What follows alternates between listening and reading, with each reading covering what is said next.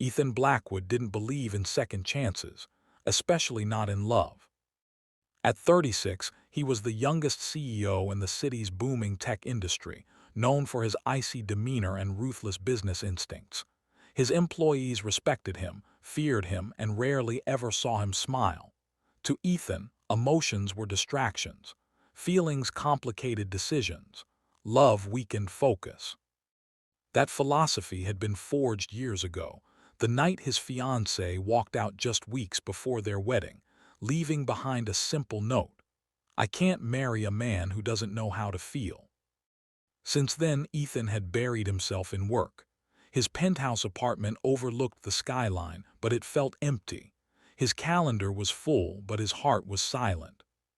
So when his assistant, Marissa, suggested a blind date, Ethan didn't even look up from his laptop. "No, she's a friend of mine," Marissa said carefully. "You've canceled every date for 2 years, just one coffee." He sighed. "Marissa, I don't have time for." "1 hour," she interrupted. "If it's terrible, I'll never bring it up again." He hesitated. Finally, he closed his laptop. "Fine, one last blind date, then we drop this topic forever." That Saturday evening, Ethan arrived at the cafe 10 minutes early, dressed in a tailored charcoal suit that probably cost more than most people's rent. He ordered black coffee and checked his phone. 5 minutes passed. Then 10. Just as he was about to leave, the door opened. And that's when he saw her. She wasn't what he expected. No designer dress, no polished confidence. Instead, a young woman stepped inside wearing a simple cream sweater and faded jeans, nervously tucking loose strands of dark hair behind her ears. She scanned the room until her eyes met Ethan. Her face softened with relief. "Ethan?" she asked quietly. He nodded. "I'm Lily. I'm so sorry I'm late, the bus." "It's fine," he said, already standing. They sat across from each other. The silence stretched. Lily wrapped her hands around her teacup, clearly nervous. "So," she said finally, offering a small smile, "Marissa says you build companies." "Yes. And you're very busy." "That's one word for it." She chuckled softly. "I work at a community library, mostly with kids." Ethan blinked. A library. That alone told him they lived in completely different worlds. He checked his watch. Lily noticed. "You don't have to stay," she said gently. "I can tell you'd rather be anywhere else." Her honesty caught him off guard. "It's not that," he replied, though part of him knew it was exactly that. They talked anyway. She told him about story hours, about helping elderly visitors learn to use computers, about a little boy who cried every time she read Charlotte's Web. Ethan listened politely, but without much interest. Then Lily asked, "Are you happy?" The question landed heavier than he expected. He paused. "Happiness is subjective." She smiled sadly. That wasn't an answer. He leaned back. "I'm successful." That's also not an answer. For the first time that evening, Ethan felt uncomfortable. After 40 minutes, he stood. "I think this has been nice," he said diplomatically, "but I have an early morning." Lily nodded, masking disappointment. As they walked outside, rain began to fall softly. Lily reached for her bag and froze. "Oh no." "What?" "My wallet. I think I left it on the bus." Ethan sighed inwardly. "I'll pay," he said. She shook her head quickly. "No, it's okay. I'll go back and—" "It's fine," he repeated. He covered the bill and hailed a cab for her. Before getting in, Lily hesitated. "Thank you," she said, "for giving this a chance, even if it didn't work." Ethan nodded. As the cab drove away, he told himself exactly what he'd expected. Nothing special. Just another forgettable evening. He didn't realize yet this was only the beginning. Part 2. The following Monday, Ethan tried to bury the memory of Lily beneath board meetings and investor calls. But for some reason, her voice lingered. "Are you happy?" He brushed it off. 2 weeks passed. Then one afternoon, while walking through downtown after a stressful meeting, he noticed a small crowd gathered near a closed bookstore. At the center stood Lily.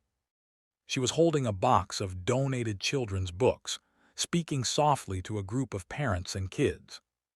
"The library lost funding this month," she explained. "So we're moving story time outdoors. Same schedule, same stories." A little girl tugged Lily's sleeve. "Will you still read to us?" Lily knelt down. "Every Saturday, I promise." Ethan watched from a distance. She hadn't seen him.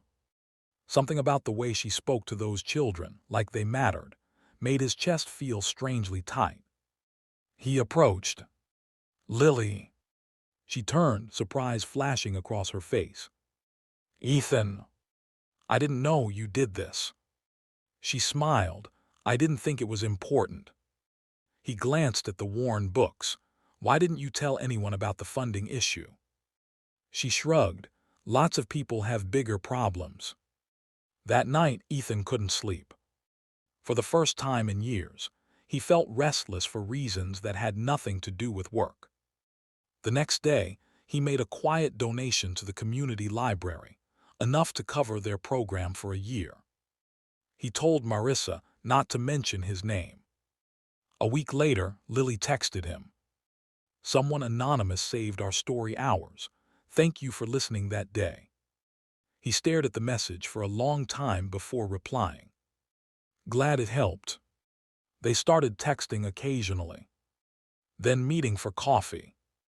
Lily never asked about his wealth, never treated him like a trophy. She listened when he spoke about pressure, expectations, and loneliness. One evening, they walked through a park after dinner. "You know," Lily said, "you're not cold, you're just guarded." He stopped walking. "No one ever said that."